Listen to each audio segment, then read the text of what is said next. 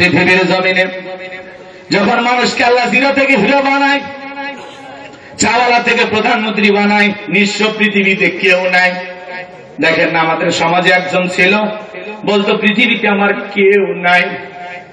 কথা বল, সে অসহায় মানুষটাকে আল্লাহ প্রধানমন্ত্রী বানাইলেন। আজকে দেখেছেন বাংলাদেশের ইতিহাসে এই প্রথম কোন প্রধানমন্ত্রীর বিরুদ্ধে রায় হয়ে গেল ফাঁসির রায়। যিনি পালিয়ে গেছেন ওনার রায় হয়েছে কি? আজকে আদালতে তাকে ফাঁসি রায় দেওয়া হয়েছে না? আমাদের সাবেক প্রধানমন্ত্রী শেখ হাসিনার বিরুদ্ধে ফাঁসির রায় ঘোষণা করা হয়েছে। এই ফাঁসির রায় শোনার পরে অনেক যুবকেরা সিজদায় লুটিয়ে পড়ে আল্লাহর শুকরিয়া আদায় করেছেন। তাহলে চিন্তা করেন কেমন প্রধানমন্ত্রী ছিলেন আপনি। আরে কি ক্ষমতা, কি বাহাদুরি, কি দাম্ভিকতা, কত বড় বড় কথা বলতেন, সব শেষ হয়ে গেল। ওই যে কথায় আছে, 9 বছরের রাজা 10 বছরের সাজা। কি নেতৃত্ব দিলেন, কি ক্ষমতার বাহাদুরি করলেন, ক্ষমতার চেয়ে রেখে পালিয়ে গেলেন। আজকে 1 বছরের ব্যবধানে আপনার বিরুদ্ধে ফাঁসির রায় হয়ে গেল, আপনি কিছুই করতে পারতেছেন না। ওনার নেতা কর্মী যারা আছে, ম্যাডাম বলেছে আই ডোন্ট কেয়ার, আমি এগুলো ডরাই না, আমি এগুলো ভয় পাই না। তিনি নাকি তাই বলতেছেন। আপনি যদি ভয় না পেয়ে থাকেন, 1 মাসের মধ্যে নাকি ট্রাইব্যুনালে এসে আপিল করা লাগবে সশরীরে। তাহলে আমরা মনে করি 1 মাসের মধ্যে উনি আসবেন। কি বলেন, আপিল করা লাগবে না? কি রাগ করতেছেন আপনারা? আমার ভাইয়েরা, কি নেতৃত্ব দিলেন, জনগণের সাথে কতটুকু মহাব্বত রেখে গেলেন। আজকে আপনার বিরুদ্ধে বাংলাদেশের আদালতে এই প্রথম কোন প্রধানমন্ত্রীকে ফাঁসির রায় ঘোষণা করা হয়েছে।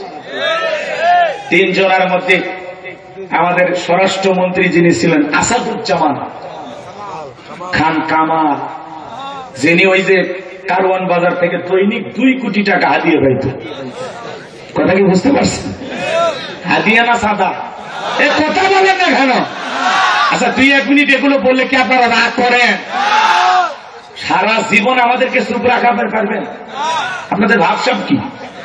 আজকে তার ফাঁসির রায় ঘোষণা করা হয়েছে। ব্রেকিং নিউজ, সাবেক প্রধানমন্ত্রী শেখ হাসিনার বিরুদ্ধে ফাঁসি রায় দেওয়া হয়েছে। রিপাবলিক বাংলা, ওই যে কি নাম, ময়ূর মর্জন নাকি না? কথা বলেন না কেন? এই যে ভারতের সাংবাদিক চেনেন না? রিপাবলিক বাংলার যে সাংবাদিক, এরা লাফালাফি করে বলতেছে এই মাত্র বাংলাদেশে সাবেক প্রধানমন্ত্রী শেখ হাসিনার বিরুদ্ধে ফাঁসির রায় ঘোষণা করা হয়েছে। ওরাও লাফালাফি বলতেছে, প্রচার হয়ে গেছে। ভারতে এটা নিয়ে অনেক তর্ক বিতর্ক চলতেছে। ভারতের রায়ে খুশি না। কথা বলেন না কেন? কারণ ওদের কাছেই তো প্রধানমন্ত্রী আসে, এজন্য ওরা খুশি হয়নি। আর ওরা খুশি হওয়াতে না হওয়াতে দেশের মানুষের কোনো কিছু যায় আসে না। যেভাবে মানুষ মিষ্টির দোকান ফাঁকা করতেছে একজন প্রধানমন্ত্রীর বিরুদ্ধে ফাঁসির রায়, আর জনগণ মিষ্টি খায়। কি জনগণ আর কি প্রধানমন্ত্রী? কথা বলেন না কেন? তার মানে দেশের জনগণের সাথে সেই প্রধানমন্ত্রীর ন্যূনতম মহব্বত ভালোবাসা ছিল না। কথা বলে ঠিক না? যারা ট্রাইব্যুনাল গঠন করেছিল, এটা তাদের হাতে তৈরি করা ট্রাইব্যুনাল। যে প্রধানমন্ত্রী এই ট্রাইব্যুনাল গঠন করেছেন, বাংলাদেশ জামাত ইসলামের নিরীহ আলেমদেরকে, উচ্চ পর্যায়ের সমস্ত নেতাদেরকে ফাঁসির দড়িতে ঝুলানোর জন্য বিচারকের নামে প্রহসন করেছেন, নির্লজ্জ বাস্তবায়ন করেছেন। কোরআনের পক্ষে আল্লামা সাঈদী হুজুরকে মিথ্যা মামলা দিয়ে 13 বছর জেলখানায় বন্দী করে রেখেছিলেন। মাওলানা মতিউর রহমান নিজামীকে ফাঁসির দড়িতে ঝুলিয়েছেন। গোলাম আজম সহ, কামরুজ্জামান সহ অসংখ্য মানুষকে, বিএনপির সাকা চৌধুরী সহ অসংখ্য নিরপরাধ মানুষকে ফাঁসির দড়িতে ঝুলিয়েছেন বাবা হত্যার নামে। নাটক কইরা কথা বলেন ঠিক কিনা? প্রতিশোধ কখনো ভালো কিছু বয়ে আনে না। যে ট্রাইব্যুনাল আপনি গঠন করেছেন, আন্তর্জাতিক অপরাধ ট্রাইব্যুনাল, সেই ট্রাইব্যুনালে আপনার বিচার হচ্ছে। যে গর্ত খুঁড়েছে নিজের গর্তে নিজেই পড়েছে। ওমা কারু ওমা কার আল্লাহ, আল্লাহু খায়রুল মাকিরিন। আল্লাহু আকবার বলে। খেলা পাল্টে গেছে, এটা আমাদের জন্য আফসোস। আগামীতে যারা প্রধানমন্ত্রী হবেন শিক্ষা গ্রহণ করেন যে ক্ষমতা থাকলে দাম আছে, ক্ষমতা নাই রিকশাও আপনাকে দাম দিবে না।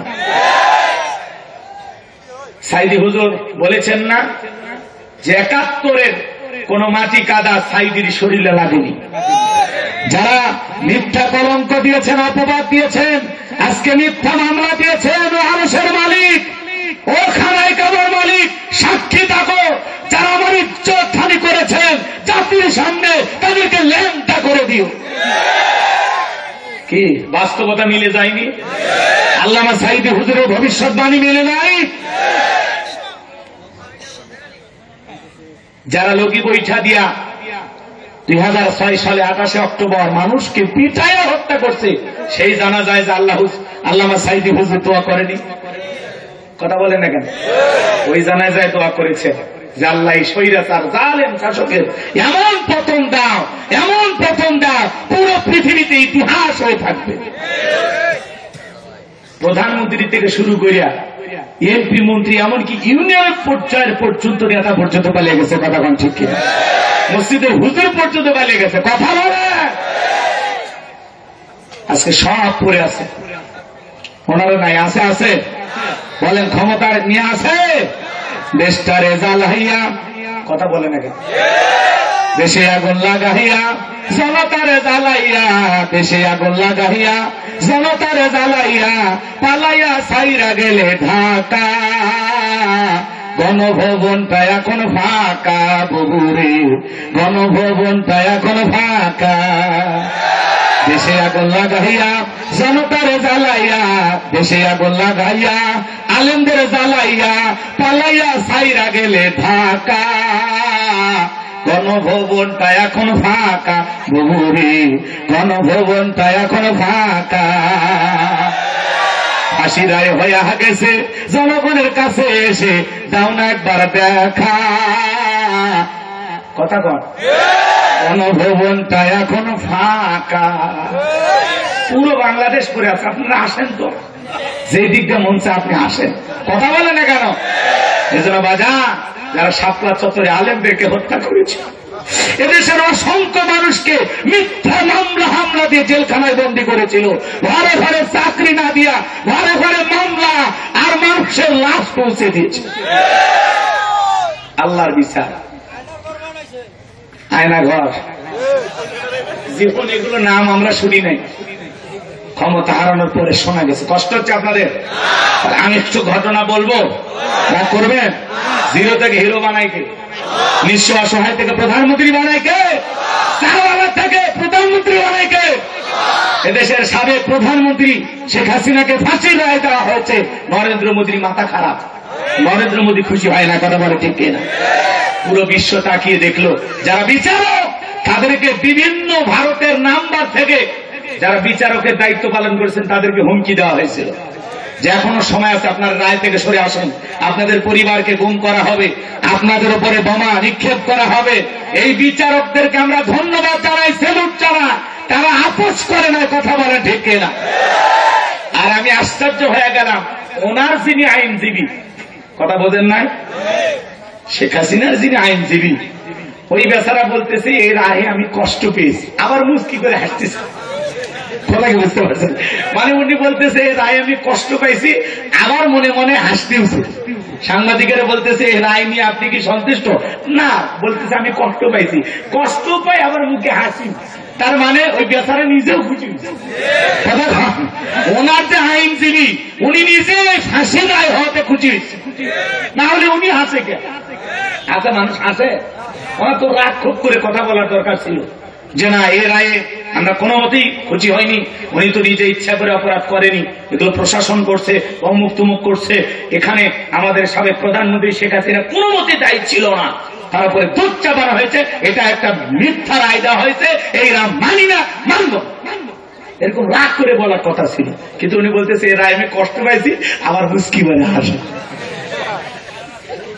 উনি আবার বলতেছে যে এখন আর কিছু করার নাই, যিনি ভিকটিম উনি যদি সশরীরে আসে 30 দিনের মধ্যে আপিল করে তাহলে সমস্যা নাই, তো এখন তো ভাই 13 তারিখ গেল, 17 তারিখ আজকে যাইতেছে। এখন আগামী 17 ডিসেম্বর পর্যন্ত আমরা অপেক্ষায় থাকি, উনি আসতেও পারে।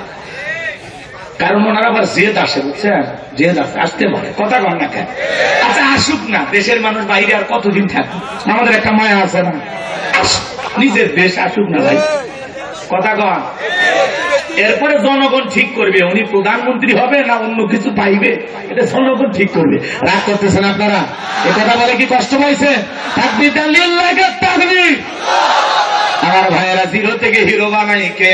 এই পৃথিবীর জমিনে অনেক মানুষকে আল্লাহ যখন জিরো থেকে হিরো বানায়, চাওয়ালা থেকে প্রধানমন্ত্রী বানায়, নিঃস্ব অসহায় পৃথিবীতে দেখার কেউ নাই, সেখান থেকে আল্লাহ প্রধানমন্ত্রী বানায়। ওরা ক্ষমতার দাম্ভিকতায় ক্ষমতার চেয়ারে বসে আল্লাহকে ভুলে যায়। এই পৃথিবীর জমিনে একজনকে আল্লাহ জিরো থেকে হিরো বানাইছিল, সে ক্ষমতার চেয়ারে বসে নিজেকে আনা রব্বুকুম আলা বলে দাবি করেছিল। এরকম একজন জালেম পৃথিবীর জমিনে এসেছিল, এর নাম হলো কাবুস। বলখিয়া বলা হয়, কিপ্তিদের তরফ থেকে নাম ছিল রামশিস।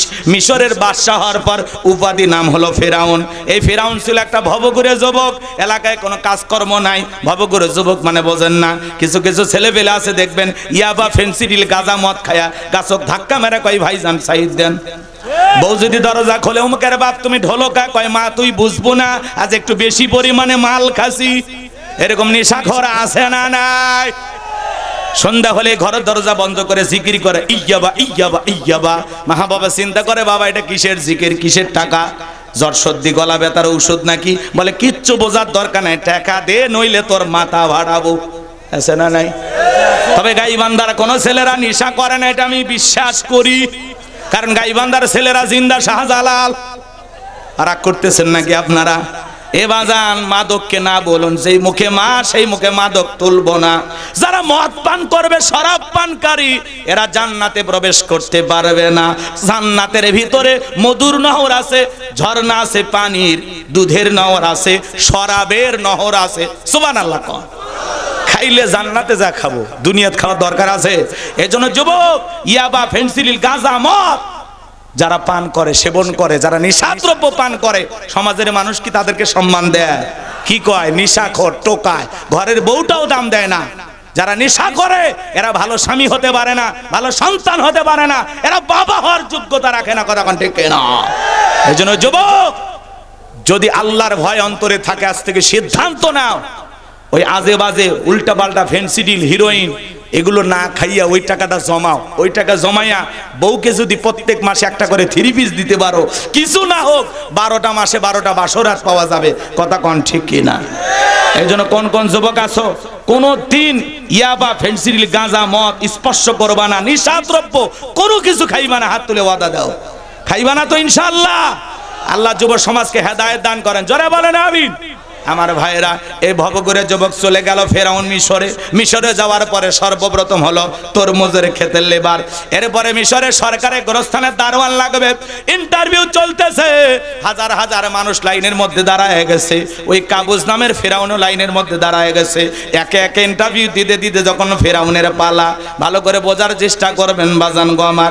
এইবার ফেরাউন এসে বলে, বাদশাহ, বুক ভরা আশা নিয়ে ভিন দেশ থেকে আপনার দেশে এসেছি, যদি চাকরিটা আমারে দেন আমি কৃতজ্ঞ থাকবো। আর আমি যতটুকু জানি, মিশরে আপনার চাইতে ভালো মানুষ আর কেউ নাই। কথা আছে, দুষ্ট লোকের মিষ্টি কথা। এমন ভাবে কথাগুলো উপস্থাপন করলেন, বাদশার মায়া গেল। এই বাদশার মায়া লেগে গেল। বাদশাহ এবার ডেকে বলে, ইন্টারভিউ বন্ধ করো। ওই গোরস্থানের দারোয়ান ফেরাউনকে মিশরের গোরস্থানের দারোয়ানের চাকরিটা দেওয়া হলো। ফেরাউন চিন্তা করলো, বাদশাহ প্রতি মাসে বেতন দিবে, ঠিক আছে, কিন্তু এই টাকাতে তোমার চলবে না। কথা কন, আমার একটু সাইড ইনকাম করা দরকার। এইবার সে একটা কৌশল অবলম্বন করে জনগণ যারা লাশ দাফন করতে আসে ওদেরকে ডেকে বলা, শোনো, লাশ প্রতি একটা করে দিরহাম দেওয়া লাগবে, না হলে আমি লাশ দাফন করতে দেব না। জনগণ টেনশনে পড়ে গেল। একটা দিরহামের জন্য বাদশার দরবারে লাশ নিয়ে যাব, লাশ পয়সা গুলে শেষ হয়ে যাবে, অতএব একটা টাকা যদি পাই এই ছেলেটাই পাক। এই কথা ভেবে জনগণ একটা করে দিরহাম ঘুষ দেওয়া শুরু করলো। বলেন তো বাজান, 1 টাকা হইলে ওইটাও কি? আর আজ থেকে কত বছর আগের ঘটনা, প্রায় 6,500 বছর আগে। তখনকার 1 টাকার দাম নেয়। কথা কন নাকি আপনারা? ভালো করে বোঝার চেষ্টা করবেন বাজান। 1 টাকা করে দিরহাম দেওয়া শুরু করলো। তবে যেটাই কোন, বাংলাদেশে কিন্তু কোনো ঘুষ নাই। আছে আছে শোনো এই দেশটার গল্প করি, দেশটা মনে হয় স্বপ্নপুরী। সুদখোর, ঘুষখোর, মদখোর, জুয়াখোর, হে তাই আসে ভুরি ভুরি, হে তাই আসে ভুরি ভুরি। এ দেশে অসৎ কামাই কেউ করে না, তবে ঘুষের টাকা পেলে কেউ তো সারে না। টেবিলের নিচ দিয়ে হাত বাড়িয়ে কালো টাকাটা নেই সারিয়ে, করছে ওরা বড় দেশের চুরি, করছে ওরা বড় দেশের চুরি। শোনো এই দেশটার গল্প করি। এ গোবিন্দাগঞ্জের মুসলমান, কথা ঠিক আছে না নাই? একটা ছেলের চাকরির জন্য 5 লাখ 10 লাখ 20 লাখ টাকা পর্যন্ত ঘুষ ওপরওয়ালা দেওয়া লাগে। ওপরওয়ালা বলতে কি ফেরেশতা নিয়ে যায়? এদেশের চেয়ার টেবিল পর্যন্ত ঘুষ খায়, কথা কোন ঠিক কেনা? ঘুষ নিবার যা পকেট হাতে কিছুই খুঁজে পায় না, 1 প্যাকেট সিগারেট পাশে কয়সা, এটা হলেই চলবে, কথা কোন ঠিক কিনা? আমার ভাইয়েরা, এইবার ফিরাউনের পকেটে টাকা ওটা শুরু হয়ে গেল বাজান গো আমার। আল্লাহর খেলা বোঝা বড় দায়। ওই জামান আল্লাহ একটা মহামারী দিলেন, নাম হলো ডায়রিয়া, কলেরা। 2020 সালে আল্লাহ আমাদেরকে একটা মহামারী দিয়েছিল, ধরো না ছুঁয়ো না, নাম হলো করোনা। ভাইয়ের করোনা হয়েছে, ভাই দেখতে যায় নাই। বাবা করোনা রোগে আক্রান্ত হয়ে মারা গেছে, বাবার লাশটাও দেখতে যায় নাই, বাবার কবরে মাটিও দেয় নাই। বাবার সম্পত্তি ভালো লাগে, মৃত বাবার লাশকে বোঝা মনে হয়। মায়ের করোনা হয়েছে, জঙ্গলে ফেলায় আসছে। স্বামীর করোনা হয়েছে, স্ত্রীও কাছে যায় নাই। খাবারের প্লেট টেলে সাজাইয়া ঔষধ দিয়া, লম্বা একটা বাঁশের লাঠি দিয়া স্বামীর ঘরের ভিতরে খাবার ঢুকে দিয়েছে, কথা কোন ঠিক কিনা? স্বামী যখন সুস্থ হয়েছে, বিবি আঁচল দিয়া মুখটা মুছে দিতেছে আর বলতেছে, জোৎস্নার বাপ, আমি তোমারে কত ভালোবাসি তুমি তো জানো না। তুমি যখন অসুস্থ ছিলে, আমি আল্লাহর কাছে তাহাজ্জুদ পড়ে পড়ে দোয়া করছি, আল্লাহ আমার হায়াত নেই হলেও আমার জোৎস্নার বাপকে তুমি বাঁচায়া রাখো। স্বামী মুস্কি মুস্কি হাসে আর মনে মনে বলে, বিবি রে, তুই আমারে যে কত ভালোবাসিস তার প্রমাণ আমি পাইছি। আমি যখন অসুস্থ ছিলাম, মনটার ভিতরে এমন কষ্ট লাগতো, ফাপড় লাগতো, মাঝে মাঝে তোর চেহারাটা দেখার মন চাইতো। এই বুঝি জানালা খুলে 2টা কথা বলবি, এই বুঝি দরজা খুলে আমার একটু খোঁজ খবর নিবি, কিন্তু না, একটা বারের জন্য আমার সাথে কথা বলিস নাই, আমার চেহারাটা পর্যন্ত দেখতে যাইস নাই। তুই যে আমারে কত ভালোবাসিস তার প্রমাণ আমি পাইছি। আমি যখন অসুস্থ ছিলাম, আমারে তুই বাঁশ দিয়া খাওয়াইছিস। এই করোনা মহামারী বুঝা দিয়েছে দুনিয়াতে কেউ কারো আপন না। আপনি মনে করেন আপনি মারা গেলে আপনার পরিবার চলবে না, ভুল ধারণায় আপনি বসে আছেন। আপনি মরে গেলেও আপনার পরিবারের লোকজন আপন গতিতে চলবে, কথা বলেন ঠিক কিনা? আপনি মনে করেন আপনি মারা গেলে আপনার বউ বাচ্চা মনে হয় খাওয়া দাওয়া বন্ধ করে দিবে, ভুল ভাবনায় আছেন। যেদিন আপনি মারা যাবেন, ওই দিন পাশের বাড়ির ভাবি ভাত নিয়ে এসে বলবে, ভাই একটু খান। খাইতে চাইবেন না, জোর করে 1 ঘাস খাওয়াইয়া দিবে। পাশের বাড়ি আর এক চাচি আসবে, আর এক ফুবু আসবে, আর এক নানি আসবে, এরকম খাইতে খাইতে গ্রামের 20 জন এসে খাওয়াইয়া দিবে। তার মানে আগের চাইতে আরো বেশি খাবেন, কথা কোন ঠিক কিনা? আপনি যেদিন মারা যাবেন বাজান, ওই দিন আপনার বাড়িতে রান্না হবে। আপনি যেদিন মারা যাবেন, ওই দিন আপনার পরিবারের লোকজন খাবার খাবে, আগের মতো সব চলবে। আপনার জন্য পৃথিবীর কোনো কিছু থামিয়ে থাকবে না। আপনি চলে যাবেন, আর পৃথিবীতে যা রেখে যাবেন সব আপন গতিতে চলবে, কথা কোন ঠিক কিনা? বরং ওদের টেনশন করতে গিয়ে আমরা আল্লাহকে ভুলে গেছি, আখিরাতকে ভুলে গেছি। ওদের মুখের দিকে তাকায়া আমরা বেশি বেশি ভাবতে গিয়া আল্লাহর ইবাদত করারই সময় পাই নাই। এজন্য ওদের কথা বাদ দেন, আখিরাতকে টার্গেট করেন। এরপরে দুনিয়া যতটুকু হয় আলহামদুলিল্লাহ, হইলেও আলহামদুলিল্লাহ, না হইলেও আলহামদুলিল্লাহ। আমাদের প্রধান টার্গেট হবে আখিরাত। নিজেকে কিভাবে বাঁচাবো, মালিকের কাছে কতটুকু নেক আমল নিয়ে রওনা করেছি, এটাই যেন আমাদের ধ্যানে জ্ঞানে টার্গেট থাকে। আল্লাহ কবুল করেন, চিল্লায় কোন আমিন। এবাজান তখন তো এত ডাক্তার হাসপাতাল ছিল না। ওই মহামারীতে হাজার হাজার মানুষ মারা যায় আর গোরস্থানে লাশ দাফন হয়। টাকা পাইতে পাইতে ফিরাউনের পকেটে এত টাকা হয়ে গেল, টাকা রাখার কোনো জায়গা নাই। বাদশার দরবারে চলে আসলো বাদশা, আমি এলাকার যারা গরিব মানুষ আছে, খাজনা দিতে পারে না, দুঃখী মানুষ খাইতে পারে না, আমি তাদের একটু খাজনা পরিশোধ করে দিতে চাই। বাদশা ডেকে বলে, বাবা এ তো ভালো উদ্যোগ, তোমার মতো ছেলে ঘরে ঘরে জন্ম নেওয়া দরকার। ঠিক আছে, যাও টাকা পয়সা নিয়ে আসো। রাজ্যের ভিতরে ঢোল পিটায় দেওয়া হলো। গোরস্থানের দারোয়ান তোমাদের খাজনা পরিশোধ করে দিবে। যারা দুঃখী মানুষ আছে, গরিব মানুষ আছে, বাদশার দরবারে চলে আসো। হাজার হাজার মানুষের খাজনা পরিশোধ করে দিলেন গোরস্থানের দারোয়ান। বলেন তো বাজান, টাকাটা কার? জনগণের। খালি সিস্টেমে দিয়ে ফাও ফাও বাহাবা পাইতেছে। ওই যে আমাদের একটা কথা আছে না, মাছের তেল দিয়ে মাছ ভাজি, টাকাটা কিন্তু জনগণের, খালি সিস্টেমে দিয়ে নেতা ফাও ফাও বাহবা পাইতেছে। কথা কন না আপনারা, ভালো করে বোঝার চেষ্টা করবেন বাজান গো আমার। এইবার সমস্ত মানুষের খাজনা পরিশোধ হয়ে গেল। ওই মানুষগুলো যায় আর বলে, আরে রাজ্যের বাদশা যদি এই বাদশা না হয়া গোরস্থানের ছেলেটা আমাদের বাদশা হইতো, না জানি আমাদের কপাল খুলে যেত। নির্বাচনের আগে একটু জনসেবামূলক কাজ করা দরকার আছে না নাই? এক নেতা কাঁচা রাস্তায় ইট পাড়তেছে, মাটি রাস্তা, বোঝেন তো, ইট পাড়ে দিচ্ছে। মানুষজন বলে, বাবা কাঁচা রাস্তায় ইট পাড়তেছে, ব্যাপারটা কি? বলে, শোনেন, বৃষ্টি হওয়ার পরে আপনাদের ছেলে মেয়ে স্কুলে যাইতে পারে না, আপনারা হাটে বাজারে যাইতে পারেন না, মাঝে মাঝে আপনাদের দুঃখের কথা মনে হলে রাতে ঘুম আসে না। আপাতত কাঁচা রাস্তায় ইট পাড়ে দিয়ে গেলাম, আরে ভবিষ্যতে আমার মার কাছে যদি সিলমারি এলাকার নেতা বানায় দিতে পারেন, আমার 1 নাম্বার টার্গেট কাঁচা রাস্তা পাকা করে দেব। জনগণ বিশ্বাস করে নেতার মাইকায় সিলমারি নেতাকে নির্বাচিত করে। নেতা তখন এলাকায় থাকে না, ঢাকা শহরে বান্ধবী নিয়ে ঘুমায়। কথা বলেন না কেন? এরকম নেতাও সমাজে আছে না নাই? আর আমরাও সারা জীবন বোকায় থেকে গেলাম। 1.5 টাকার বিড়ি আর 3 টাকার চা খা, কি স্লোগান!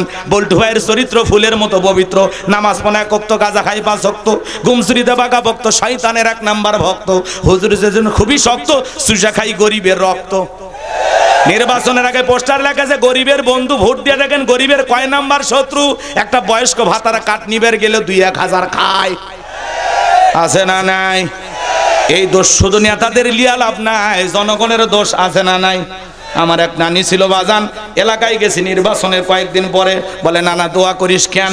কয়, প্রত্যেক বছর যেন একবার করে নির্বাচন হয়। কেন নানি এই কথা বললি কেন? বলে, নানারে জানিস না, এক রাতে 4200 টাকা কামায়। কেমনে? কয়, নির্বাচনের আগে রাত যেটাকে বলা হয় কালো রাত। যত মার্কার লোক আসছে, নানি বাড়িতে আসিস? বলে, হ্যাঁ আসি। বলে, অমুক মার্কার লোক 500 টাকা রাখে দে, ভোটটা আমারে দিস। যত মার্কার লোক আসছে রাতের, সারা রাতে, কারো মনে দুঃখ দেয় না, কার মনে কষ্ট দেব? 2 দিন পরে আমি কবরে যাব, সকালবেলা গইনা দেখি 4200 টাকা কামায়। সেই দেশের জনগণ 500 টাকার জন্য, 1000 টাকার জন্য নিজের পবিত্র আমানত ভোট বিক্রি করে দেয়। এমন জনগণ দিয়া সমাজে ইসলাম প্রতিষ্ঠিত করা যাবে না। কথা বলেন না কেন? এজন্য বাজান, বাপের বেটা যদি হয়ে থাকেন, তালুকদার বংশের মতো যদি কলিজাটা বড় হয়ে থাকে, হাত তুলে কেউ ওয়াদা দিতে পারবেন, নির্বাচনকে কেন্দ্র করে কোনোদিন কোন নেতার কাছে 10টা টাকাও নেবেন না, 1 কাপ চাও খাবেন না। এরকম সাহস থাকলে হাতটা তুলে দেখান তো দেখি। আল্লাহ আপনাদের কবুল করেন, জোরে বলেন আমিন। নেতাদেরকে খারাপ বানানোর জন্য আমরাই দায়ী। একটা নেতা নির্বাচন করতে গিয়ে যদি 5-10 কোটি টাকা খরচ হয়, এ টাকাকে আসমান থেকে আসবে? রাস্তার বরাদ্দ হবে 5 কোটি, ওপর থেকে নিচ পর্যন্ত ভাগাভাগি হবে 4 কোটি, আর কোনো মতে 1 কোটি টাকা দিয়া রাস্তার উপরে পিচগুলোকে আলকাতরা দিয়া কোনো মতে কালো করে থুয়ে যাবে। ছাগল পেশাব করলেও ভাসে যাবে। কথা বলেন ঠিক কিনা? এজন্য বাজান, সমাজকে যদি পরিবর্তন করতে চান, আগে আমাদের ভালো হওয়া লাগবে। এক পাগল তেঁতুল গাছের নিচে হাত তুলে বলে, আল্লাহ এ তেঁতুল গাছের রাজশাহীর ফজলি আম দে, রংপুরের হাড়ি ভাঙ্গা দে, নওগাঁ পাহাড়ের আমরুপালি দে, চাপাই নবাবগঞ্জের কাটিমন আম দে। আল্লাহ বলে, পাগল রে, চোখটা খুলে দেখ কোন গাছের নিচে দোয়া ধরেছিস। তেঁতুল গাছের নিচে দাঁড়া, কিয়ামত পর্যন্ত আম চাইলে যেমন পাওয়া যাবে না, নির্বাচনের আগে 500 টাকা 200 টাকা হাফ কেজি জিলাপির কাছে বিক্রি হইয়া উমরের মতো নেতা চাইলে দেশে পাওয়া যাবে না। দেশের জনগণ 1 নাম্বার, নেতাও 1 নাম্বার। জনগণ 2 নাম্বার, নেতা হবে 6 নাম্বার। কথা কন না কে? আপনি যদি হন সিটার, আপনার নেতা হবে বিশ্ব সিটার। এজন্য আগে আপনাকে ভালো হওয়া লাগবে। আপনি পারেন আপনার সমাজকে পরিবর্তন করতে। আপনি যদি সৎ মানুষ হয়ে থাকেন, আপনার নেতাও সৎ হবে। কথা কন না কে? মনে করেন না যে এই ওয়াজ এই জায়গাত করতেছে, এটা সারা বাংলাদেশে চলে, বুঝেন না? আপনারা রাগ করেন না যে হুজুর মনে হয় এগুলো আমাদের এলাকা থেকে করছে, সারা দেশে এইভাবে কই। ভাই, আপনারা আবার কেউ মন খারাপ করেন না। কষ্ট হচ্ছে নাকি? আমি কি কোনো দলের পক্ষে কইতেছি, কারো বিরুদ্ধে কইতেছি? শোনেন, আমরা সমাজে সৎ মানুষ চাই। কি বলেন? সৎ মানুষ, নির্ভীক, আল্লাহওয়ালা, এরাই সমাজের নেতা হবে, যাদের কাছে আমাদের পবিত্র ভোটটা আমানত থাকবে। কথা বলেন না কেন? যারা সমাজে নেতা হলে দুর্নীতি থাকবে না, টেন্ডারবাজি চাঁদাবাজি থাকবে না, খুন ধর্ষণ থাকবে না, সমাজটা হবে সুন্দর। কথা বলেন। আল্লাহ এরকম নেতা আমাদের ভাগ্যে দান করেন। এটা ছিল এখন আমিন। কষ্ট হচ্ছে নাকি আপনাদের? সামনে যাই বাজান, মজা আছে, কষ্ট হচ্ছে আপনাদের?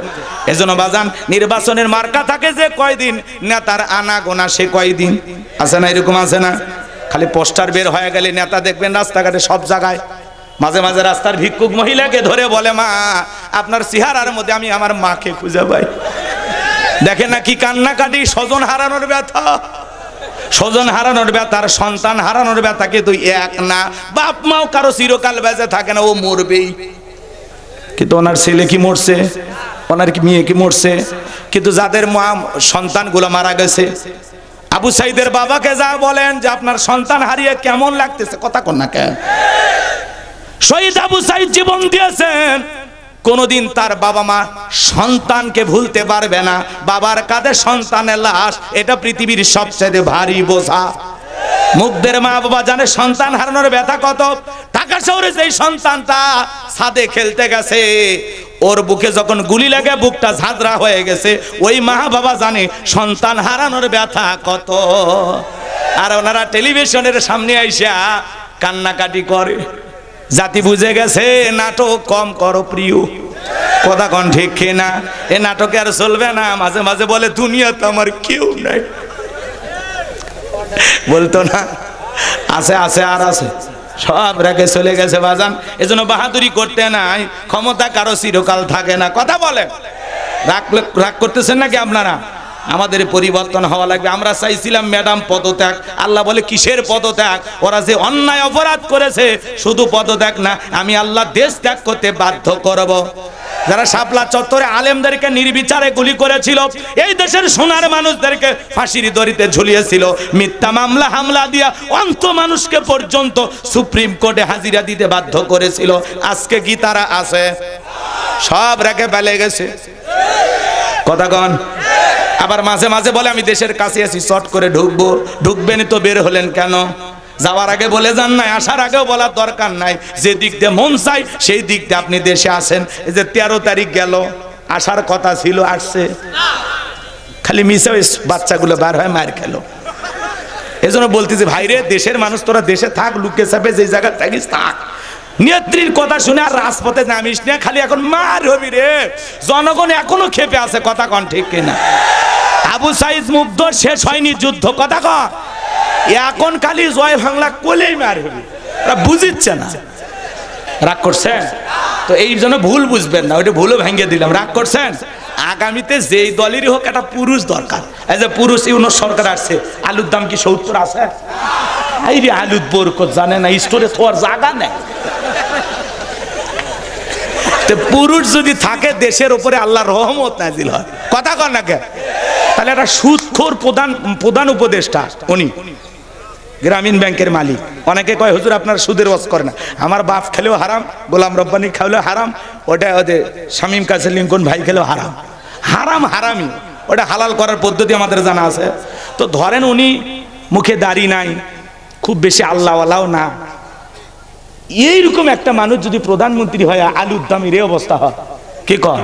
আগামীতে যদি নামাজি আল্লাহওয়ালা এরকম কোন মানুষ যদি প্রধানমন্ত্রী হয়, সমাজে আরো সুন্দর হবে না? হবে ইনশাআল্লাহ। আল্লাহ কবুল করেন, জোরে কোন আমিন। কষ্ট পাইছেন মনে হয়? আমার ভাইরা সামনের দিকে যায় বাজান, সামনে গেলে মজা আছে। এইবার যে কথা বলতে চাচ্ছিলাম, মিশরের মন্ত্রী মারা গেল, নির্বাচন শুরু হয়ে গেল। আগে তো জনগণের মন কাইরা নিয়েছে, সব মানুষ মিলে সমর্থন দিয়া ওই কাবুজ নামের ফিরাউনকে মিশরের মন্ত্রী বানায় দিল। আল্লাহর খেলা বোঝা বড় দায়। বার্ধক্যজনিত কারণে ওই দেশের বাদশা যিনি ছিল, অল্প দিনের ব্যবধানে বাদশাও মারা গেল।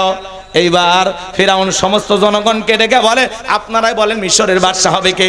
বাদশা ছাড়া একটা দেশ চলতে পারে না, বাদশাহীর সিংহাসনটা ফাঁকা, আপনারাই বলেন মিশরের বাদশা হবে কে? সমস্ত জনগণ ডেকে বলে, আগে আপনাকে জানা হয়ে গেছে, আপনি যদি আমাদের বাদশা হয়ে যান আমাদের কারো কোনো আপত্তি নাই। এইবার বাজান গো আমার, জনগণের সমর্থন পাইয়া, নেতাদের সমর্থন পাইয়া 1 সেঞ্চুরি মিশরের বাদশা হয়ে গেল ওই কাবুজ নামের ফেরাউন। এইবার ক্ষমতার চেয়ারে বসছে, রাতের বেলায় ঘুমাইতে গেছে, নেতার চোখে ঘুম আসে না, আজে বাজে স্বপ্ন দেখে লাফায় লাফায় ওঠে। ঘুম কার দেওয়া নিয়ামত? গরিবের চোখে ঘুম বেশি, ধনীর চোখে ঘুম নাই, কারণ আছে না নাই? কথা বলেন না কেন? অনেক কথা বলা যায় বাজান, সুযোগ নাই, এদিক সেদিক আর যেতে চাচ্ছি না, সামনের দিকে যাই। যে কথা বলতে চাচ্ছিলাম, ফেরাউনের চোখে ঘুম নাই। তার দরবারে জ্যোতিষী ছিল 400। এই 400 জ্যোতিষী লিডারের নাম হলো দবিরা, বয়স তার 320 বছর। দবিরাকে ডেকে বলে, দবিরা ভাগ্য গবেষণা করে দেখ, আমি কেন জানি রাতের বেলায় ঘুমাইতে পারি না। দবিরা ভাগ্য গবেষণা করে বলে, নেতা যদিও ছিলেন ভবঘুরে যুবক, তরমুজের ক্ষেতের লেবার, গোরস্থানের দারোয়ান, এরপরে মিশরের মন্ত্রী, বর্তমান রানিং বাদশা, আঙ্গুল ফুলা কলার গাছ, আপনার ভবিষ্যৎ জীবন বড় অন্ধকার। আগামী 3 মাসের মধ্যে বনি ইসরাইল সম্প্রদায়ের ভিতরে মুসা নামের একটা ছেলে জন্মগ্রহণ করবে। ওই মুসার কারণে রাজত্ব পাওয়ার ক্ষমতা থাকবে না, এমন কি নেতা আপনার জীবন যাবার সম্ভাবনাও দেখা যায়। এই কথা শোনার পরে ফেরাউনের মাথা ঠান্ডা না গরম? খালি গরম, মানে কাট করে ফোরাইছিলাম কই, আসলাম কই, না জানি ভবিষ্যতে আরো কত কিছু হয়। যদি দবিরা বলতো মুসা আসবে, খানকা বানায় বসে বসে জিকির করবে, নামাজ পড়বে, তাহলে মাথা গরম করতো না।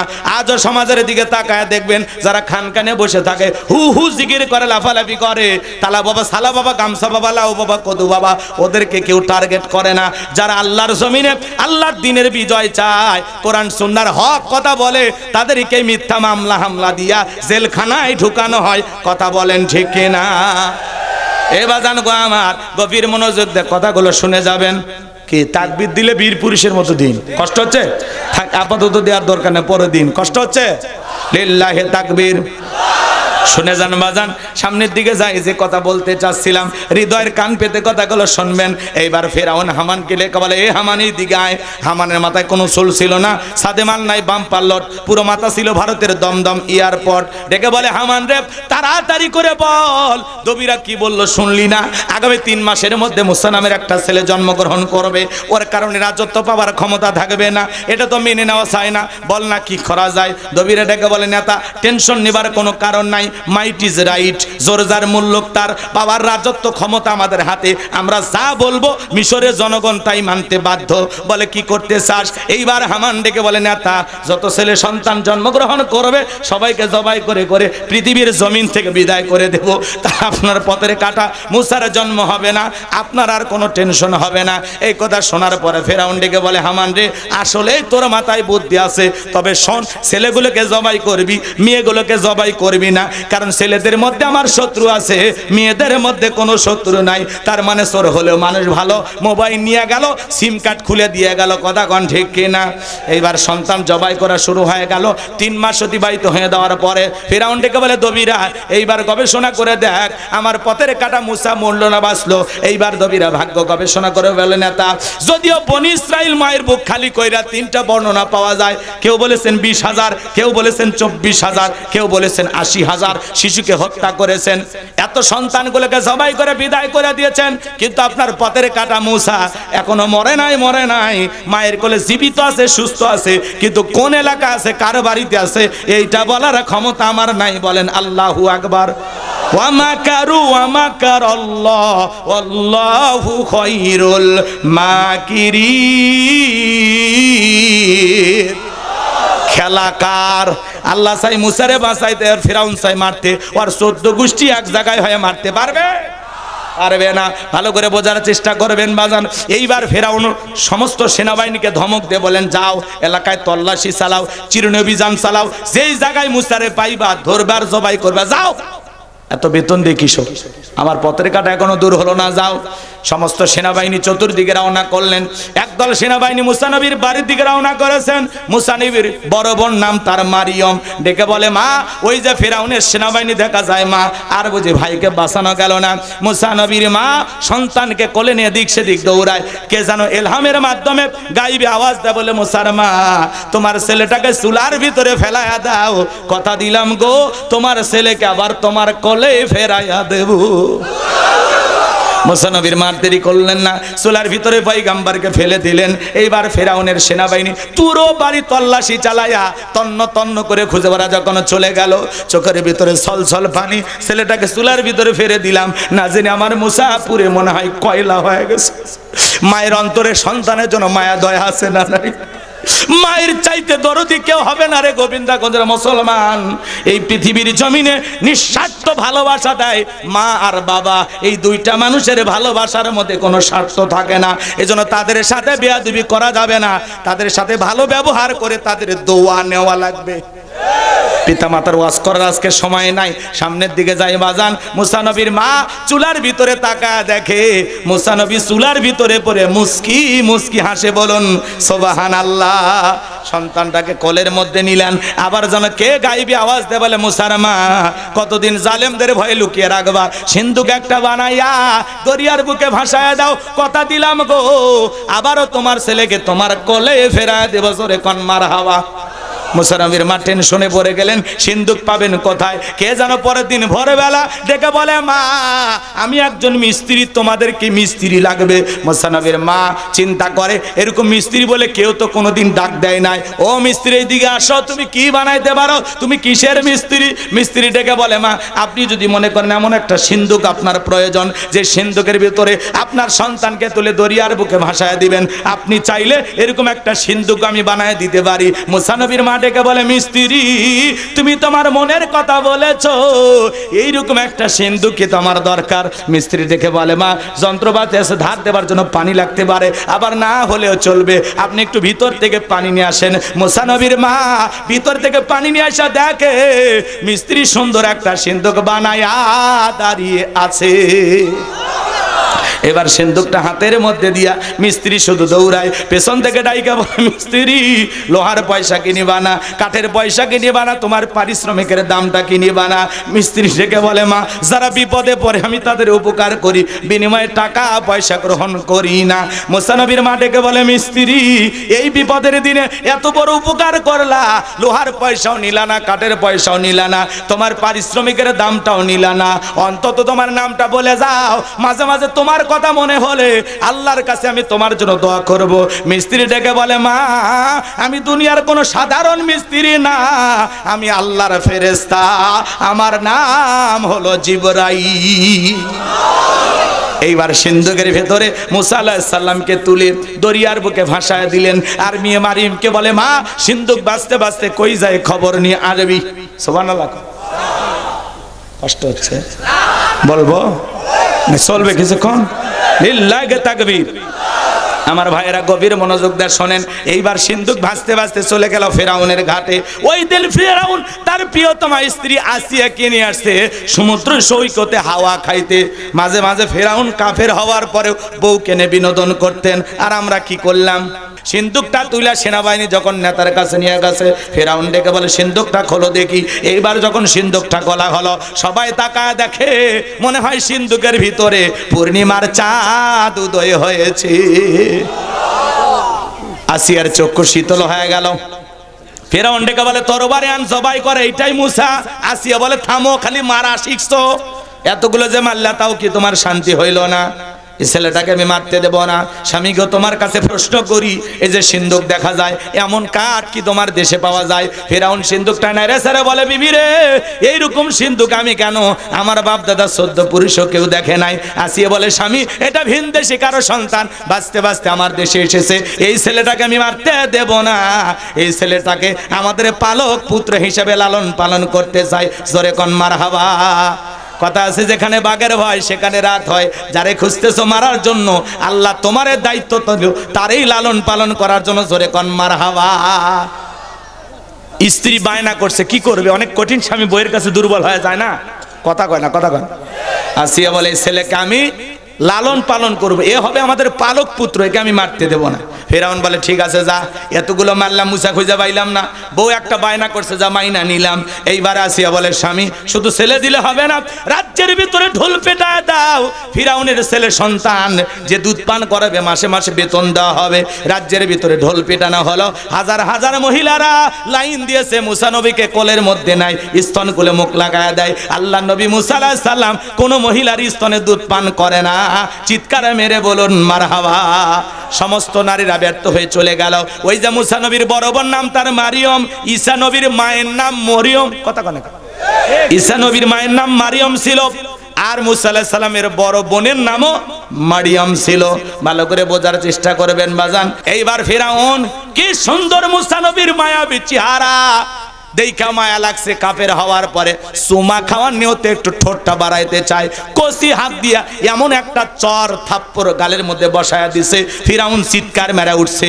আশেপাশে লোকজন দৌড়ে এসে বলেন এত জোরে চিৎকার মেরলেন, ব্যাপারটা কি? ছেলে যে থাপ্পড় মারছে, জনগণকে বললে কি ইজ্জত থাকবে? বলে আমার বালি আমি চিল্লাইছি, তোদেরকে ডাকছি, সরে যা। ওদেরকে তাড়িয়ে দিলেন। এইবার চিৎকার মেরে ডেকে বলে আসিয়া রে, এ আসিয়া আয় আয়, তাড়াতাড়ি করে আয় আসিয়া রে। আসিয়া বলে সারের মতো চিল্লাও কে? কয় চিল্লাবো না। আসিয়া রে, এর চোখে মুখে যে আগুন দেখছি, এ মুসা ছাড়া কেউ না, তরবারি আন, জবাই করে পথের শত্রুটা দূর করি। আসিয়া বলে ছেলে কি করছে? বলে এই ছেলে আমার গালে থাপ্পড় মারছে।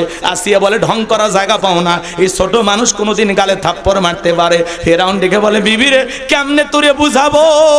গাল তোর চোর ছিল না, গাল ছিল আমার। মজা কি আমি টের পাইছি, আর থাপ্পড়ের ওজন বুঝে দেয় এই ছেলেটা এই ভবিষ্যতে মুসা হবে। আল্লাহু আকবার। আর একটু জোরে কোন আল্লাহু আকবার। এইবার বাজান গো আমার, মুসা নবীর বয়স হয়ে গেল 25 বছর, টকবগে যুবক। মুসা আলাইহিস সালাম টকবগে যুবক, তাকায় দেখতেছেন ফেরাউনের কিপ্তি, ফেরাউনের লোকেরা হলো কিপ্তি, আর মুসা আলাইহিস সালামের লোকেরা হলো বনি ইসরাইল লোকেরা। দুইজনের মধ্যে লাগছে ঝগড়া। মুসা আলাইহিস সালাম নিঃসম্প্রদায়ের লোকের পক্ষ নিয়া বলতেছে, এ কিপ্তি, সব জায়গায় নেতার গরম দেখাস, দেখেন না কিছু কিছু পাতি নেতা ছোটখাটো চামচ টামুচ চামচে থাকে না, আমাক চিনিস, আমি অমুক নেতার আপন খালাতো বোন, তার ছোট মেয়ে বিয়ে করেছি, কি হাইব্রিড পরিচয়। তো এরকম ফেরাউনের কীর্তি গরম দেখাতেছে। মুসা আলাইহিস সালাম এক খুশিতে কীর্তি দুনিয়ার থেকে ডিলেট। ইন্না লিল্লাহি ওয়া ইন্না ইলাইহি রাজিউন। মার্ডার হয়ে গেছে, ফেরাউনের দরবারে হয়ে গেল মার্ডারের মামলা। কি হয়েছে? আল্লাহ ডেকে বলে পয়গাম্বার আর থাকা যাবে না মিশরে, অবস্থা এখন খারাপ, আত্মগোপনে যাওয়া লাগবে, তুমি সোজা মাদাইনের দিকে রওনা করো। আল্লাহ পাকের অর্ডার পাইয়া মুসা আলাইহিস সালাম চলে গেলেন মাদাইনে। সেখানে পানি খাওয়ানোর ঘটনা আছে, ওইদিকে বলার সুযোগ নাই। মুসা আলাইহিস সালাম শুআয়ব আলাইহিস সালামের 2টা মেয়ের সাথে তার বাড়িতে গেলেন। ওই 2টা মেয়ে যা বলতেছে, আব্বা আমাদের বাড়িতে একটা পুরুষ লোক কাজের দরকার, আমরা মেয়ে মানুষ বাইরে যাইতে পারি না, ঝামেলা আছে। তাহলে নবী মুসা আলাইহিস সালাম ডেকে বলেন, আল্লাহ আমার হাতে এইটা লাঠির উপর ভর দিয়ে চলি, ছাগলের জন্য পাতাবাড়ি ইত্যাদি ইত্যাদি অনেক অনেক কাজ করি। আল্লাহ ডেকে বলে পয়গাম্বার প্রশ্ন করলাম একটা, জবাব দেবে একটা। মুসা নবী কথা বলেন কার সাথে? আল্লাহর সাথে কথা বলতে মজা আছে না নাই? না জানি আল্লাহর কুদরতি জবানের আওয়াজ কত মিষ্টি, কত মধুর। এরপরে আল্লাহ রাব্বুল আলামিন বলেন, ক্বালা আলকিহা ইয়া মুসা। আরেকটু জোরে বলেন আল্লাহু আকবার। আমার আল্লাহ রাব্বুল আলামিন ডেকে বলেন, ও পয়গাম্বার মুসা, তোমার হাতের লাঠিটা এবার ফেলে দাও। পয়গাম্বার যখন হাতের লাঠিটা ফেলে দিলেন, ফাআলকাহা ফাইযা হিয়া হাইয়াতুন তাসআ। লাঠি ফেলানো মাত্র হয়ে গেল বিশাল বড় একটা সাপ। মুসা নবী বলে, বাপ রে বাপ, এ যে জাতের সাপ আমার বংশ করে দিবে সাপ। মুসা আলাইহিস সালাম ভয়ে দৌড়াইতে লাগলেন। তখন আল্লাহ রাব্বুল আলামিন বলেন, ক্বালা খুযহা ওয়ালা তাখাফ সানুঈদুহা সিরাতাহাল উলা। দেখে বলে পয়গম্বর ভয় পেও না, আমি আল্লাহ লাঠিকে সাপ বানাইছি, আবার সাপের দিকে হাত বাড়াও, পূর্বের মতো লাঠি বানায় দিব। পয়গাম্বার ভয়ে ভয়ে যখন সাপটাকে ধরবে গেছে, আবারও পূর্বের মতো লাঠি বানিয়ে দিলেন। তিনি কে? এরপরে আল্লাহ রাব্বুল আলামিন বলতেছেন, ওয়াদহুম ইয়াদাকা ইলা জানাহিকা তাখরুজু বাইদা মিন গায়রি সুইন আয়াতান উখরা লিনুরিয়াকা মিন আয়াতিনাল কুবরা। আল্লাহ ডেকে বলে, নবী মুসা তোমার ডান হাতটা বগলের নিচে ঢুকাও, ওখান থেকে বের করো, কোন দোষ ছাড়া ধবধবে উজ্জ্বল সাদা চমৎকার আলো প্রদর্শন করবে। এই যে কুদরতের 2টা নিদর্শন দান করলাম, 2টা মুজিজা দান করলাম, এইবার তোমার দায়িত্ব হলো ইযহাব ইলা ফিরআউনা ইন্নাহু তাগা। ফিরআউনের নিকট চলে যাও, ও সীমা লঙ্ঘন করেছে। যা বলো, ফিরআউন রে, তোর বানানো আইন দিয়ে মিশর পরিচালনা হবে না, এখন থেকে মিশর পরিচালনা হবে আল্লাহর আইন দিয়ে। বলেন আল্লাহু আকবার। এ যুবক, বসেন বসেন।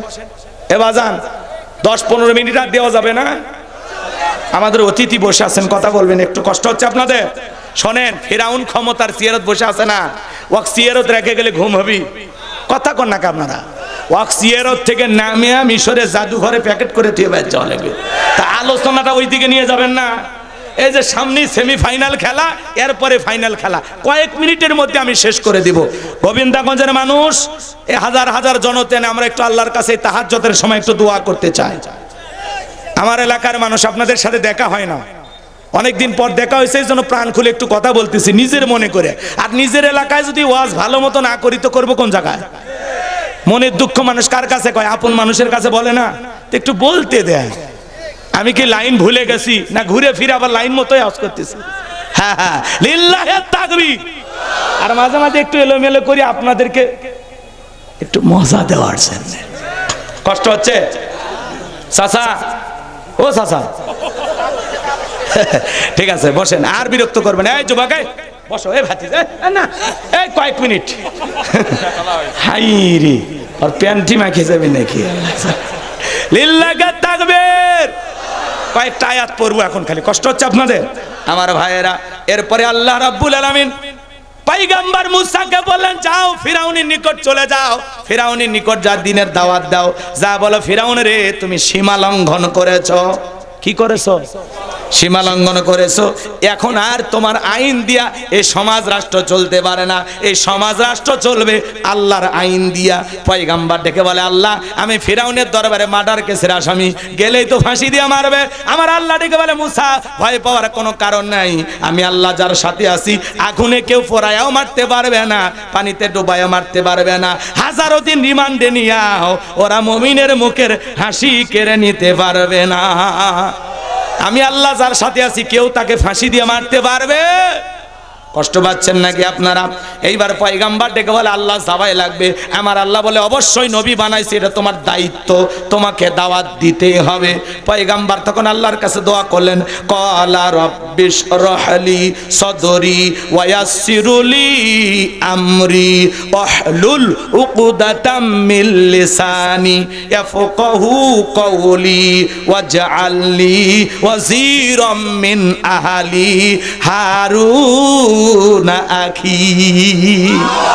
আল্লাহর কাছে ডেকে বলতেছেন, হে আমার রব, আমার বক্ষকে প্রশস্ত করে দাও, আমার কাজকে সহজ করে দাও, জিহ্বার জড়তাকে দূর করে দাও, যাতে মানুষ সহজে আমার কথা বুঝতে পারে। কারণ মুসা আলাইহিস সালাম ছিলেন হালকা তোতলা টাইপের, হালকা তোতলা, কথা কি বুঝতে পারছেন? এইবার ডেকে বলেন, আল্লাহ আমার পরিবারের মধ্য থেকে আমার ভাই হারুনকে আপনি নবুয়ত দান করুন। আল্লাহ ডেকে বলে, পয়গম্বর দোয়া মঞ্জুর করা হলো, তোমার ভাই হারুনকেও আমি আল্লাহ নবুয়ত দান করলাম, বলুন সুবহানাল্লাহ। এইবার মুসা আলাইহিস সালাম তার ভাই হারুন আলাইহিস সালামকে সঙ্গে নিয়ে ফিরাউনের দরবারে চলে গেলেন। সেখানে যা মুসা আলাইহিস সালাম বলতেছেন, অকালা মুসা ইয়া ফিরআউনু ইন্নী রাসূলুম মির রাব্বিল আলামিন। যা বলতেছেন, হে ফিরাউন, আমি বিশ্ব রবের পাঠানো একজন রাসূল, আল্লাহর ব্যাপারে সত্য ছাড়া মিথ্যা কিছু বলবো না। বনি ইসরাইলদেরকে দাসত্বর জীবন থেকে মুক্ত করে আমার সঙ্গে যেতে দাও। ফিরাউন তখন ডেকে বলে, সত্যি কি তুমি নবী? কথা বোঝেন নাই? তখন আল্লাহ তাআলা সেই জবাবটা দিয়ে দিচ্ছেন, ক্বালা ইন কুনতা জিইতা বিআয়াতিন ফাআতি বিহা ইন কুনতা মিনাস সাদিকিন। ফিরাউন ডেকে বলে, তুমি যদি সত্যি নিজেকে নবী বলে দাবি করো, তোমার কাছে কি এমন প্রমাণ আছে সেটা আমার সামনে উপস্থাপন করো। যদি তুমি তোমার দাবিতে সত্যবাদী হয়ে থাকো। মুসা আলাইহিস সালামের কাছে কয়টা প্রমাণ আছে? দুইটা প্রমাণ আছে। লাঠি ফেলা দিলেন, হয়ে গেল সাপ, বগল নিচে থেকে হাত বের করলেন, কি সুন্দর ঝলমলে আলো প্রদর্শন করলো। এই দৃশ্য দেখার পরে ফিরাউনের সমস্ত লোকেরা ডেকে বলে, ক্বালাল মালাউ মিন কওমি ফিরআউনা ইন্না হাযা লাসাহিরুন আলীম। ফিরাউনের এমপি মন্ত্রী ডেকে বলে, এই ছেলেটা হলো মস্ত বড় জাদুকর, নবী দেখায় মজেজা, আর ওদের কাছে জাদুর মতো মনে হলো, কারণ ওই দেশে জাদুর ব্যাপক প্রচার প্রসার ছিল।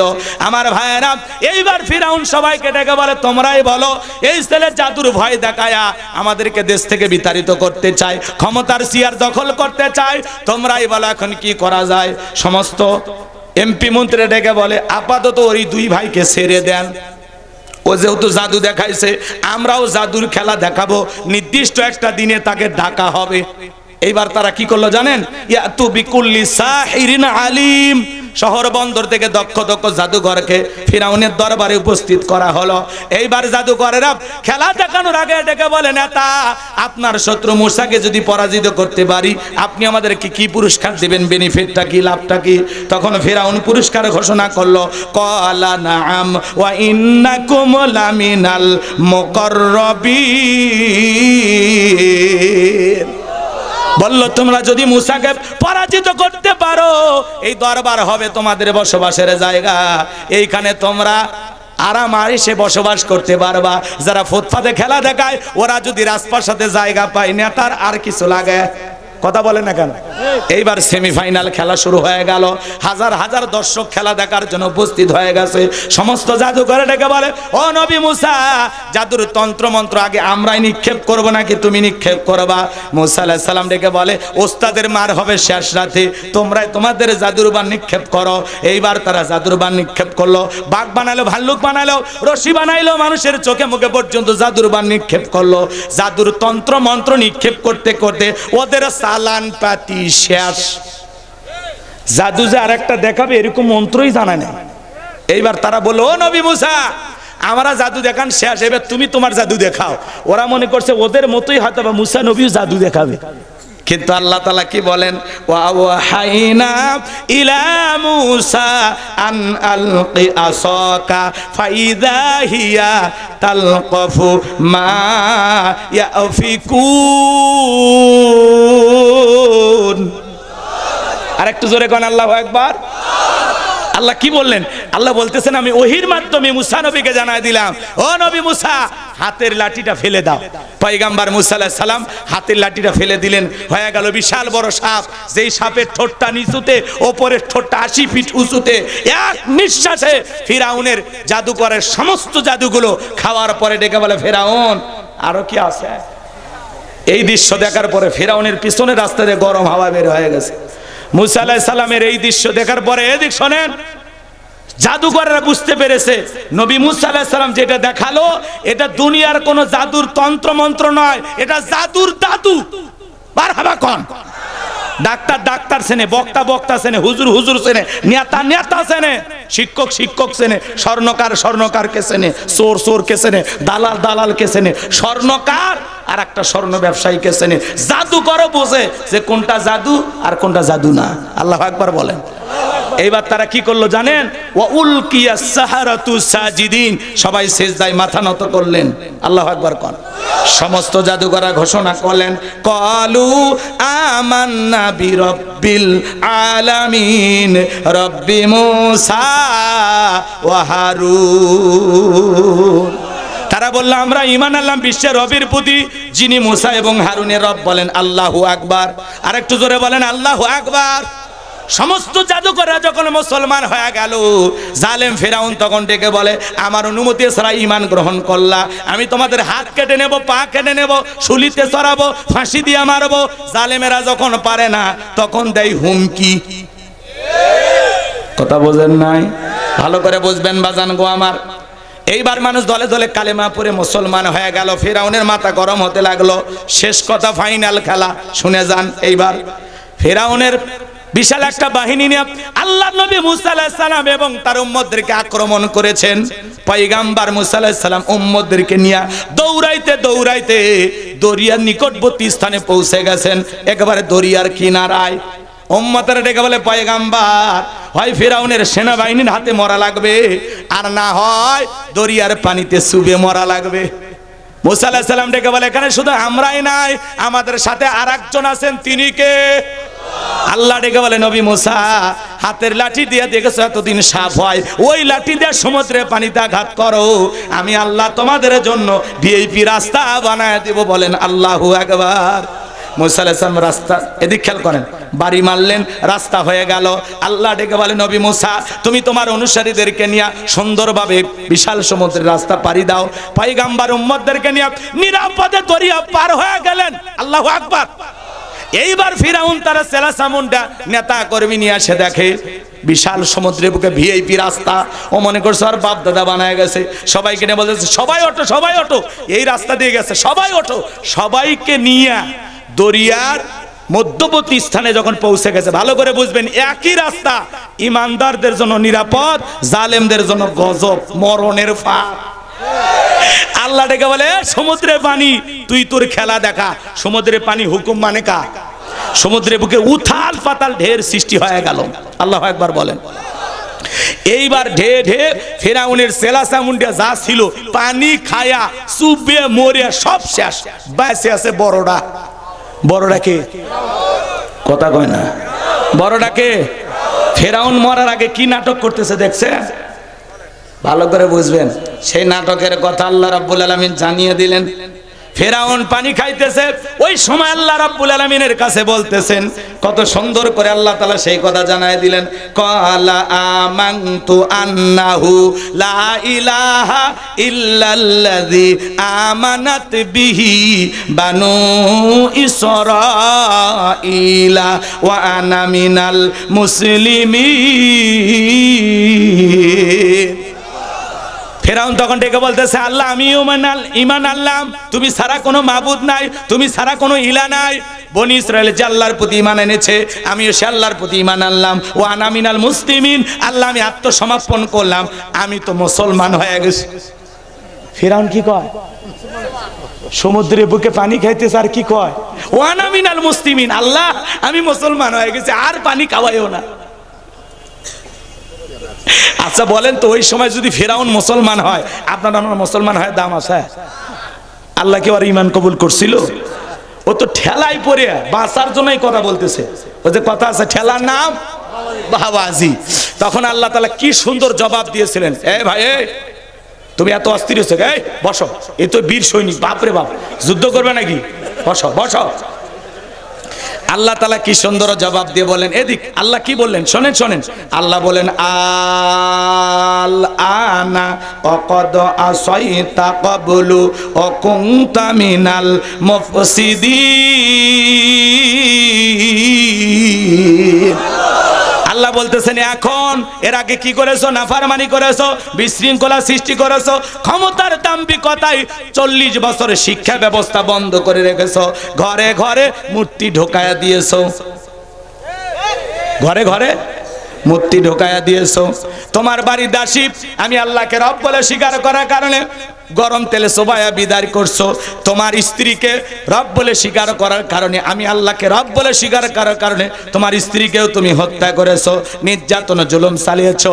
আজকে মুসা এবং তার অনুসারীদেরকে হত্যা করার জন্য আক্রমণ চালিয়েছো। ফিরআউন রে, তোর পাপের 16 কলা পূর্ণ হয়ে গেছে, তবে মরার আগে শোন, আমি আল্লাহ তোর লাশটা রেখে দেব পৃথিবীর মানুষের শিক্ষার জন্য, যাতে ইতিহাস থেকে তারা শিক্ষা গ্রহণ করে যে ফিরআউনদের জীবনের পরিণতি এই হয়।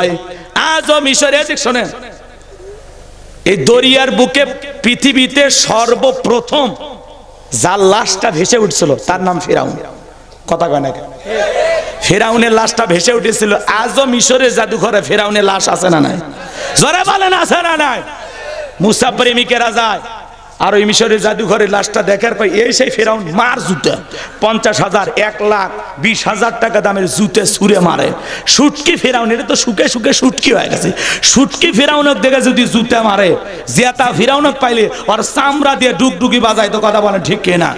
এই জন্য ভাইয়েরা, আমরা মুসলমান, আমরা কি একটু চিল্লায় কোন, আমরা কি মনে রাখবেন, এই পৃথিবীর জমিনে নমরুদের যেমন জায়গা হয় নাই, ফিরাউনের যেমন জায়গা হয় নাই, আবু জেলের যেমন জায়গা হয় নাই, নেতানিয়াহু সহ ডোনাল্ড ট্রাম্প সহ আজকে পৃথিবীর জমিনে যারা মুসলমানের রক্ত নিয়ে খেলা করতেছে, ওই জালেমদের পরিণতি নমরুদ ফিরাউনের চাইতে ভয়ঙ্কর হবে। কথা বলা ঠিক না? এই জন্য মুসলমান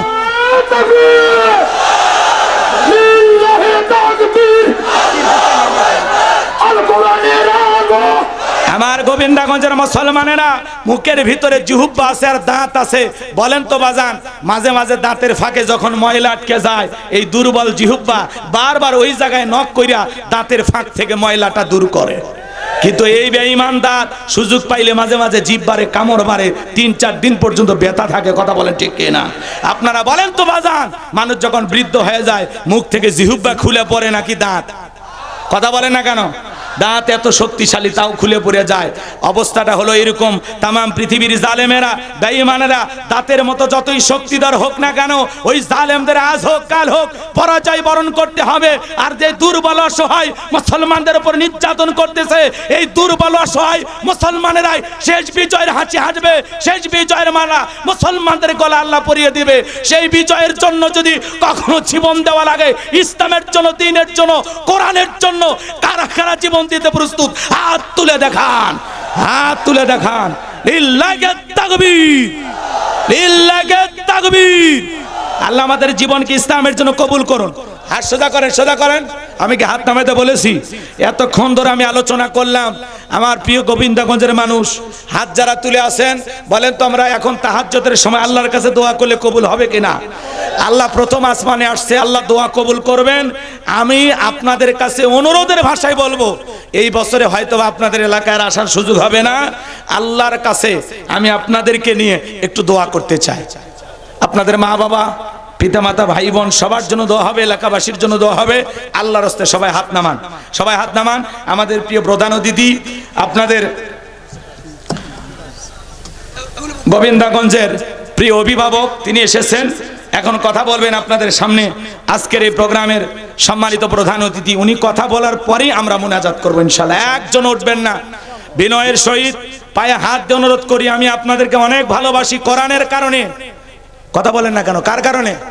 কোরআনের কারণে আমাদের এই ভালোবাসা। আল্লাহ যেন এই ভালোবাসা জান্নাত পর্যন্ত পৌঁছায় দেন। এখন কথা বলবেন প্রধান অতিথি জননেতা জনাব মোহাম্মদ শামীম কাইসার লিংকন ভাই, এখনই কথা বলবেন। ওনাকে মাইক দেন।